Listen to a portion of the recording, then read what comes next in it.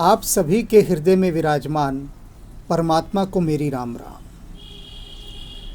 राम के नाम पर ये सारी की सारी चर्चा चल रही है, सारा सत्संग चल रहा है और अनेक भक्त आनंदित हैं, कुछ के मन में जिज्ञासाएं हैं। ऐसे ही एक जिज्ञासु मन का बहुत पहले प्रश्न आया था जब रामचरितमानस की इस व्याख्या का आरंभ हुआ था। उन्होंने कहा था कि ये बार बार तुलसीदास जी नमस्कार क्यों कर रहे हैं, इनके नमस्कार ही समाप्त होने में नहीं आ रहे। अब ऐसा ही एक प्रश्न या जिज्ञासा कह लीजिए एक मित्र की आई है कि तुलसीदास जी नाम की महिमा का वर्णन करते हुए तृप्त ही नहीं हो रहे। आखिर कब वह समय आएगा जब नाम की महिमा को कहना वे रोकेंगे। अब राम की महिमा तो कभी रुक ही नहीं सकती कहने में, पर उनका मैं अभिप्राय समझ रहा हूँ। साथ साथ उन्होंने यह भी कहा कि तुलसीदास जी हर थोड़ी थोड़ी देर बाद नाम की महिमा को बार बार रिपीट करते हैं, पुनरावृत्ति करते हैं। जो बात पहले कह चुके हैं उसी बात को दूसरे ढंग से फिर हमारे सामने ले आते हैं और कहते हैं नाम की महिमा ऐसी है। तो इतनी बार बार रिपीटिशन करने की क्या आवश्यकता है। आपने देखा होगा कि जब भी कोई बुरी वस्तु प्रचलन में होती है तो सरकार की तरफ से उसके लिए वैधानिक चेतावनियां दी जाती हैं बार बार। शराब की प्रत्येक बोतल पर लिखा होता है कि शराब पीना स्वास्थ्य के लिए हानिकारक है। धूम्रपान के जितने भी उत्पादन हैं, सिगरेट की डिब्बी इत्यादि, उन सभी पर लिखा होता है कि धूम्रपान करना स्वास्थ्य के लिए हानिकारक है। आप सभी लोग सिनेमा हॉलों में फ़िल्म देखने जाते हैं। फिल्म के शुरुआत में सरकार के द्वारा जनहित में दिखाया जाता है कि आप धूम्रपान ना करें, मदिरापान ना करें, उसके नुकसान बताए जाते हैं बार बार। और अनेक अनेक प्रकार से अनेक अनेक विधियों से सरकार के द्वारा लोकहित में, जनहित में, जनता की भलाई के लिए उनको बार बार समझाया जाता है कि देखो ये बुरी चीज़ें हैं, इनका अगर सेवन करोगे तो नुकसान होगा, हानि होगी। प्रचलन में है और उनका गुण दोष भी बताया जाता है। तो बुरी चीज़ों का कितनी बार सरकार ही कहती है ना, और तो कोई नहीं कहता ना। क्यों नहीं कहता? क्योंकि सरकार को प्रजा का ध्यान है, प्रजा का ख्याल रखती है सरकार। ये धर्म है सरकार का और सरकार अपना धर्म निभाती है और सबसे बड़ी सरकार तो उसकी है, तो वो सरकार भी हमारा ध्यान रखती है। अब उस सरकार के जो प्रतिनिधि हैं, उसके जो नुमाइंदे हैं, वो भक्त हैं और भक्त बार बार बताते हैं कि ये जो नाम है, ये जो राम का नाम है, इस राम के नाम की, इस नाम की महिमा कितनी है। बार बार वो उसके लाभ बताते हैं। क्योंकि इंसानी फितरत क्या है कि वो किसी भी चीज़ को अगर अपनाती है तो उसके लाभ और हानि को पहले देख लेती है। हर इंसान पहले ये देखता है कि किस चीज़ में कितना फ़ायदा है, कितना लाभ है। जब वो पूरा ठोक बजा लेता है कि इसमें मेरा कोई नुकसान नहीं है, फ़ायदा ही फ़ायदा होगा, तब वो उस ओर कदम बढ़ाता है। और जहाँ लगे कि हाँ यहाँ थोड़ा सा नुकसान हो सकता है तो वो बचता है उन चीज़ों से। तो यहाँ पर नाम के लाभ बताए जा रहे हैं कि इसके क्या क्या लाभ हैं और बार बार बताए जा रहे हैं, जिससे उस नाम के प्रति तुम्हारा रस जगे, लौ जगे और उसका जो अमृत तत्व है वो तुमको प्राप्त हो। संतों की ऐसी भावना है। तो ये भूमिका मैंने बताई इस नाम रस की आपको। अब इसके साथ आगे इसमें डूबने की यात्रा पर चलते हैं। चहु जुग तीन काल तिहु लोका, भय नाम जप जीव बिसोका। कहते चारों युग और तीनों काल में ये बात प्रसिद्ध है, ये बात सभी ने स्वीकार की है। कौन सी बात? भय नाम जप जीव बिसोका। कि जिस जिस जीव ने उसका नाम लिया है, जिस किसी भी जीव ने, चाहे वो किसी भी योनि में रहा हो, वो शोक रहित हुआ है। उसके सारे शोक, दुख, पाप, क्लेश सब का नाश हुआ है। कहते हैं चारों युगों में और तीनों लोकों में हर जगह ये बात सर्वविदित है, कोई भी इस बात से इनकार नहीं कर सकता, और हुआ ही है। कहने की आवश्यकता नहीं है। कितने कितने उदाहरण चारों तरफ हमारे आसपास बिखरे पड़े हैं, अनंत, एक भी नहीं है, अनंत, कि जिसने भी उसका नाम लिया। आपने एक शब्द सुना होगा, बोले सो निहाल। अब ये छोटा सा शब्द है, लोग इसको बोलकर आगे बढ़ जाते हैं, लेकिन ये गहरे से गहरे राज की बात है। अगर इस शब्द को ही आपने समझ लिया, उसी शब्द की बात यहाँ पर कही गई है, बोले सो निहाल की। कहते हैं ना, चहु जुग तीनों काल तिहु लोका, भय नाम जप जीव बिसोका, वेद पुराण संत मत एहु, सकल सुकृत फल नाम सनेहु। अब बोले सो निहाल, अब पहली बात तो बोलना ही नहीं हो पा रहा, कहाँ बोल रहे हैं हम। और अगर उसका नाम बोल लिया आपने तो फिर निहाल हो जाएंगे। ये जो निहाल शब्द है ना, ये पूरे संसार के किसी भाषा कोश में ऐसा शब्द नहीं है।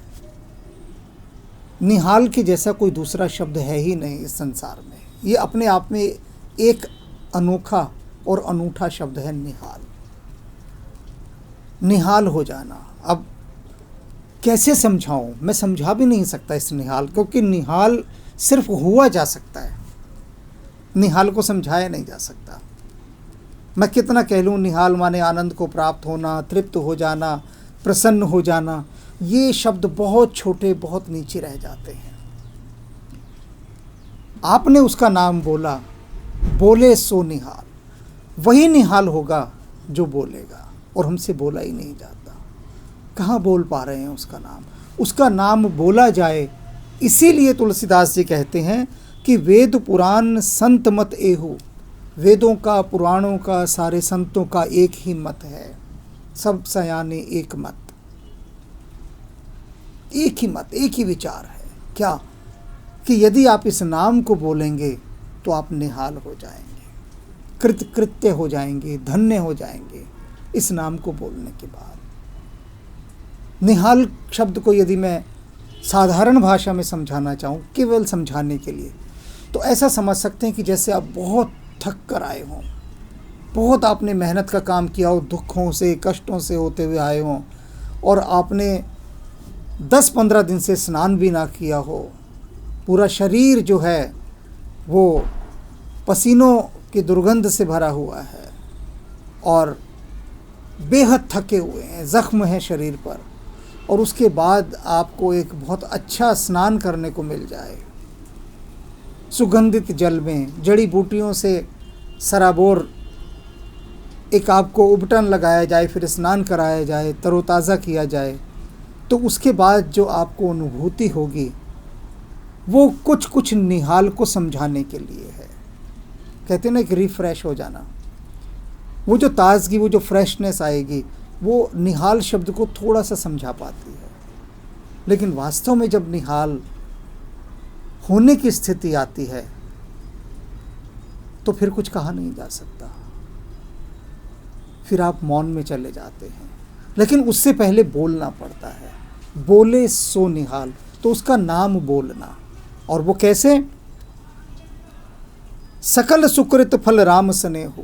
सारे पुण्यों का फल क्या है, सारे सत्कर्मों का फल क्या है कि आपके मन में राम के प्रति स्नेह पैदा हो, राम के प्रति प्रीति हो, प्रेम पैदा हो। यदि आपका मन राम के चरणों में जाकर लगेगा, नाम के चरणों में जाकर लगेगा, तो क्या होगा कि आप शोक रहित हो जाएंगे। आपके जितने कष्ट हैं, दुख हैं, उन सब का निवारण होगा। लेकिन सच्चे हृदय से श्री राम के श्री चरणों में प्रीति लगानी होगी, स्नेह करना होगा, उनसे जुड़ना होगा, उनसे आत्मीय संबंध स्थापित करना होगा, उनके साथ तादात्म्य बनाना होगा, उनमें घुलना होगा, उनके साथ एक रूप होना पड़ेगा आपको। आपका मन राममय होना होगा। और जब ऐसी प्रीति होगी, फिर जब बोलेंगे तब निहाल हो जाएंगे, तब निहाल होंगे। ध्यान प्रथम जुग मख विधि दूजे, द्वापर परितोष प्रभु पूजे, कली केवल मल मूल मलीना, पाप पयोनिधि जनमन मीना। क्यों कहते हैं कि कलयुग में केवल नाम ही आधार है? ये समझा रहे हैं तुलसीदास जी। क्यों कहा उन्होंने, या सभी संतों ने, सभी गुणीजनों ने, सभी ने एक कहा कि कलयुग में नाम ही एक आधार है? ऐसा क्यों कहा? उसका कारण है। कहते हैं ध्यान प्रथम। सतयुग के अंदर क्या था? ध्यान के द्वारा ईश्वर की प्राप्ति होती थी। सतयुग का ऐसा काल था कि बस आंखें बंद की और तत्काल व्यक्ति ध्यान में चला जाता था। युग का प्रभाव था। जो सात्विकता का अनुपात था, पॉजिटिविटी का जो रेशो था, वो इतना ज़्यादा था कि आपने ज़रा सी आंख बंद की और आप गहरे ध्यान में चले गए, और ध्यान के अंदर ही आपकी लौ उसके साथ लग गई। तो लोग बहुत ध्यान किया करते थे सतयुग में, बहुत महिमा थी ध्यान की। उसके बाद अगला युग आया त्रेता। कहते त्रेता युग में फिर यज्ञों की बड़ी महत्ता थी। लोग बहुत यज्ञ करते थे। यज्ञ के द्वारा, यज्ञ ही ईश्वर प्राप्ति का माध्यम माना गया। बहुत समय था लोगों के पास उस समय, समृद्धि थी, सब कुछ था, और एक पूरा ऑरा जो था, एक आभा मंडल जो था उस परिवेश का, वो यह बन गया था कि यज्ञ के द्वारा ईश्वर को प्राप्त करना है। तो विभिन्न प्रकार के यज्ञ होते थे। उसके बाद क्या हुआ? उसके बाद द्वापर हुआ। तो द्वापर में पूजन से भगवान की प्राप्ति का मार्ग रखा गया कि बहुत पूजा पाठ होते थे, बहुत अनुष्ठान होते थे। इतने पूजा पाठ हुए कि एक समय में आगे जाके उन पूजनों का वास्तविक स्वरूप तो पीछे छूट गया, केवल कर्मकांड सामने रह गया। अब कहते हैं, अब कलयुग के अंदर ना आप ध्यान कर सकते, ना यज्ञ कर सकते, ना पूजन कर सकते, समय ही नहीं है। पिछले अनेक प्रसंगों में मैंने इस बात को उठाया कि इन कार्यक्रमों को देखकर अनेक लोग जुड़ रहे हैं और वो जिज्ञासा करते हैं कि हम उस मार्ग पर आगे बढ़ना चाहते हैं। होता तो यह कि थोड़ी सी ध्यान साधना की जाए, लेकिन जब मैं उनको थोड़ा कुछ साधनाओं के बारे में कहता हूँ तो तत्काल वो भाग खड़े होते हैं, उसके बाद संपर्क नहीं करते। वो कहते साधना कौन करे? कहते हमारे पास समय नहीं है साधना करने का, तो कुछ और रास्ता बताइए। फिर मैं ये जो सभी संतों ने कहा, नाम की महिमा बताता हूँ।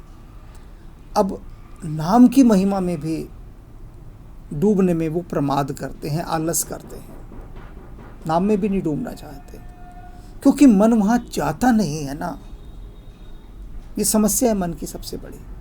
और मन थोड़ा बहुत जाने भी लगे तो जो आसुरी शक्तियाँ हैं, जो शैतानी ताकतें हैं, वो रोकती हैं। शैतान कभी नहीं चाहेगा, आपके भीतर का बैठा जो अहंकार रूपी राक्षस है, वह कभी नहीं चाहेगा कि आप नाम सिमरन करें, राम से प्रीति लगाएं। वो आपकी प्रीति होने ही नहीं देगा राम में। और आप क्या हैं? कच्चे, बिल्कुल जैसे कुम्हार ने भी कच्चा घड़ा बनाया हो। उस अहंकार ने संदेह रूपी जल की एक बूंद उस कच्चे घड़े पर गिराई और कच्चा सारा घड़ा ढह जाता है, एकदम गिर जाता है। तो जो पके हुए घड़े हैं वो राम के नाम को, राम नाम रूपी जल को संभाल लेते हैं। तो राम में प्रीति लगाना, राम में स्नेह लगाना, और यही कलयुग का सबसे बड़ा आधार है। कली केवल मल मूल मलिना, पाप पयोनिधि जनमन मीना। अब कहते हैं क्यों मनुष्य का मन नहीं लगता राम का नाम लेने में। कितना सुंदर इन्होंने तुलसीदास जी ने बिल्कुल उघाड़ कर रख दिया है उस राज को। कहते हैं जो पाप का सागर है ना, कलयुग में मनुष्य कैसा हो गया है कि पाप के सागर में उसने अपने आप को मछली बना लिया है। ध्यान से समझना ये बात कि जो पूरा संसार है कलयुग का, तुलसीदास जी कह रहे हैं ये पाप का सागर है, और इंसान ने खुद को क्या बना लिया है, मछली उस सागर की। अब जैसे ही उसको उस पाप के सागर से बाहर निकालने की कोशिश करोगे तो तड़पती है मछली। कैसी तड़फड़ाती है मछली को। आप पानी से निकालिए तो देखो क्या बुरा हाल होता है उसका।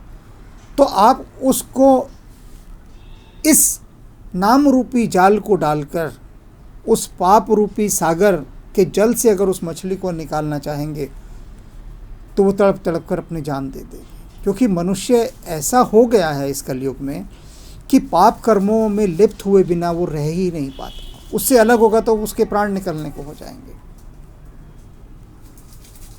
बहुत सारे लोग संपर्क में आए जीवन में, उनसे मैंने कहा कि ये बंद करो ना, क्यों रिश्वत लेते हो, क्यों छल और धोखेबाजी से पैसा कमाते हो, बंद करो। उन्होंने कहा नहीं कर सकते। ये रिश्वत लेना, भ्रष्टाचार करना, देश का और संस्था का पैसा खाना, ये हमारी ज़िंदगी का एक हिस्सा बन गया है। उसके बिना हम रह ही नहीं सकते। हम अगर रोकना भी चाहें तो दूसरा हमें रोकने नहीं देगा, वो ज़बरदस्ती हमसे करवाएगा और हमें करना पड़ेगा। अब ये वही बात आ गई ना तुलसीदास की कि पाप रूपी सागर में मछली के समान बना ली। अब वो पाप कर्मों में लिप्त ही रहना चाहते हैं, उससे मुक्त नहीं होना चाहते। और इसीलिए तुलसीदास जी कह रहे हैं, या सारे संतों ने कहा कि जब आप राम से प्रीति लगाएंगे, क्योंकि राम ही आपको, राम है मायापति, और जो मायापति हो वही आपको माया से मुक्त भी कर सकता है। उसी के पास एकाधिकार है आपको माया से मुक्त करने के लिए। तो जब आप राम के चरणों में प्रीति लगाकर उनसे ये प्रार्थना करेंगे कि हे राम, अपनी इस माया को हमसे हटा, दूर कर, और हमें ऐसा जीवन दे जिसमें ये माया हमें प्रभावित ना कर पाए, हमें ठग के ना चले जाए। कबीर साहब कहते हैं ना, माया महाठगिनी में जानी। ये जो महाठगिनी माया है ये मुझे तेरे नाम से दूर करती है, तो तू इसे हमसे दूर कर दे, हमें मुक्ति दे जिससे हम तेरा नाम सुमिरन कर सकें। तो यह नाम की महिमा है। जब आप बार बार उसके नाम में डूबेंगे तो ये पाप का सागर समाप्त हो जाएगा और आप गंगा जल की मछली बन जाएंगे। ऐसे भी तो जो संत जन हैं, संत क्या हैं? संत राम रूपी गंगा की वे मछलियां हैं जिनको उस गंगा जल से बाहर निकालो तो वो प्राण त्याग देंगे। दोनों की स्थिति एक जैसी है। पाप के सागर की जो मछली है वो वहां से निकालो तो वो मर जाएगी, और जो गंगा के जल की मछली है उसको निकालोगे तो वो भी मर जाएगी। तो फिर उपाय क्या है कि पाप के सागर को शुद्ध करके नाम से, नाम के प्रभाव से, नाम की शक्ति से पाप के सागर को शुद्ध करके गंगा जल बना दिया जाए। और वो बन जाता है नाम के प्रभाव से, क्योंकि नाम के प्रभाव में कहा गया है कागो हंस करे, वह कोए को भी हंस बना देता है नाम का प्रभाव। नाम काम तरु काल कराला, सुमिरत समन सकल जग जाला, राम नाम कली अभिमत दाता, नित्य पर लोक लोक पित माता। क्या है ये राम का नाम? नाम जो है ये इस कलयुग के अंदर कल्पतरु वृक्ष के समान है। पिछली चर्चा में कल्पतरु के बारे में बहुत बताया था मैंने। तो कल्पतरु एक ऐसा वृक्ष है जिसके नीचे आपकी सारी इच्छाएं पूरी होती हैं, स्वर्ग में है यह। तो नाम एक ऐसा कल्पतरु है कि इस कलयुग के अंदर जो आपकी सभी इच्छाओं को पूरा करने वाला है। सुमिरत समन सकल जग जाला, और उसके सुमिरन से इस जग के सकल जाल कट जाते हैं। जितने भी माया की जो जाल हैं, जो बंधन हैं, यह सिर्फ नाम का प्रभाव, नाम की शक्ति ही इसे काट सकती है, और किसी में सामर्थ्य नहीं काटने का। राम नाम कली अभिमत दाता, और ये जो राम का नाम है, ये इस कलयुग में आपके सभी अभिमत यानी मनोकामनाओं को, मनो इच्छाओं को पूर्ण करने वाला है। मन में जो भी कुछ आपने शुभ सोचा है, उस शुभ को पूर्ण करने वाला यह राम का ही नाम है, और यही एक आधार है। और ये आधार कैसा है? हित परलोक लोक पितु माता, परलोक में हित करने वाला है। कहते ना, अंत काल रघुबरपुर जाई, जहाँ जन्म हरि भक्त कहाई। यदि आप इस जन्म में, इस जीव के रूप में, इस देहधारी के रूप में, इस समय प्राणधारी के रूप में, यदि आप नाम सिमरन में जितना अधिक डूबेंगे, जितना अधिक राम के साथ प्रीति लगाएंगे, तो क्या होगा? अंत काल रघुबरपुर जाई, जहाँ जन्म हरि भक्त कहाई। तो इस नाम की क्या विशेषता है कि एक समय बाद जब आप श्री हरि के चरणों में जाएंगे, तो वहाँ पर आप उनके भक्त कहलाएंगे। और यहाँ पर क्या होगा? लोक पितु माता। और यहाँ पर यह नाम आपकी रक्षा ऐसे करेगा जैसे माता पिता आपकी रक्षा करते हैं। ये नाम की शक्ति है बहुत बड़ी। सरल से सरल शब्दों में समझा दिया इन्होंने कि नाम क्या है। समझ लो, जिस तरह से तुम्हारे माता पिता तुम्हारी रक्षा करते हैं, तो नाम तुम्हारे माता पिता के समान इस लोक में तुम्हारी रक्षा करेगा, और परलोक में जाकर तुम हरि भक्त कहलाओगे। तो थोड़ा सा उसके नाम में, उसके सिमरन में डूबने का प्रयास करते हैं। इसके बाद थोड़ा सा एक श्रवण गायन है, उसके माध्यम से ही डूबते हैं नाम के रस में। और बोलेंगे तो निहाल होंगे, बोले सो निहाल। चहु जुग तीन काल तिहु लोका, भय नाम जप जीव बिसोका। वेद पुराण संत मत एहु, सकल सुकृत फल राम सनेहु। ध्यान प्रथम जुग मख विधि दूजे, द्वापर परितोषत प्रभु पूजे। कलि केवल मल मूल मलीना, पाप पयो निधि जन जन मीना। नाम काम तरु काल कराला, सुमिरत समन सकल जग जाला। राम नाम कलि अभिमत दाता, हित पर लोक लोक पितु माता। नहीं कलि करम न भगति विवेक, राम नाम अवलंबन एक।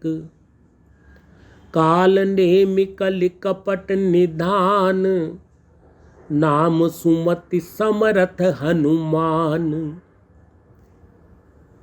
राम नाम नर केसरी, कनक कशिप कलि काल।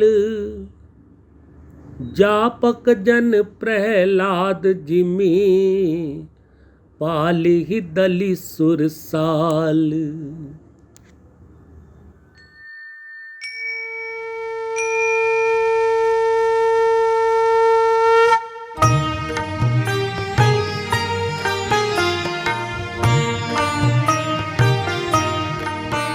जय जय कपिनायक निज सुखदायक, शंकर स्वयं अनूपा। जय भक्ति विकासक दुर्गुण नाशक, सच्चिदानंद स्वरूपा। जय पवन कुमारा परम उदारा, केसरी कुंवर स्वरूपा। जय अंजनी नंदन सुर मुनि रंजन, दुख भंजन सुख रूपा। दुख भंजन सुख रूपा।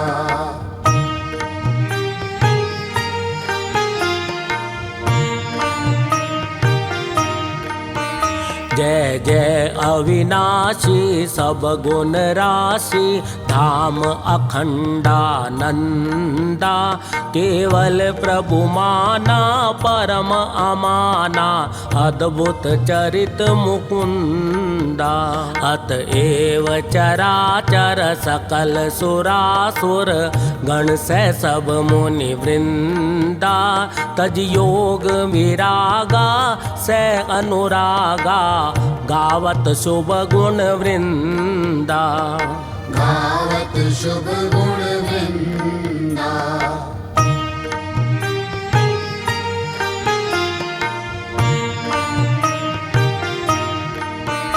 जय उदधि उल्लंघक सिय दुख भंजक अक्षय शय हनुमंता। जय लंक विदाहक खल संहारक राम वियोग निहंता। संजीवनी लाए लखन जियाए रघुकुल प्राण बचाए। अहि पास कटा अहि रावण हत रघुवर दो मुक्त कराए। रघुवर दो मुक्त कराए।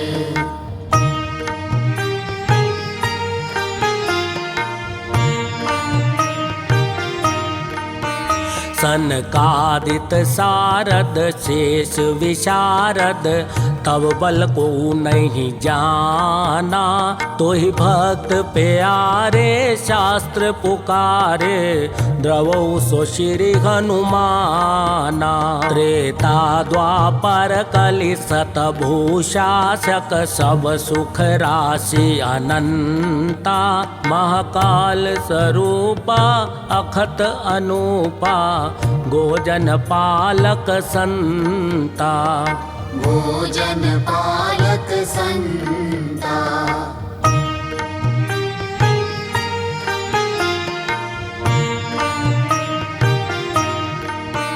गुण दोष अवस्था त्रैगोतीता माया रहित स्वरूपा। बालैक ब्रह्मचारी असुरारी स्वरण शैल समरूपा। त्रिपुरारि खरारी शिव अवतारी सर्वसिद्धि निधि पुंजा। बलवेक पराक्रम मति गुण आदिक नमत तोर पद कंजा। नमत तोर पद कंजा।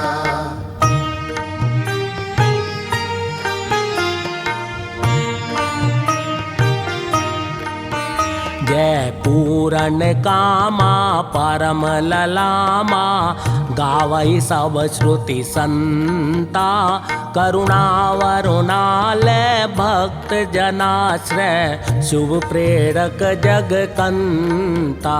त्रैताप भयानक दुख विनाशक सर्व विकार निहंता। मम गुरु पितु माता भवनिधि त्राता द्रवहु वरद हनुमंता। द्रवहु वरद हनुमंता।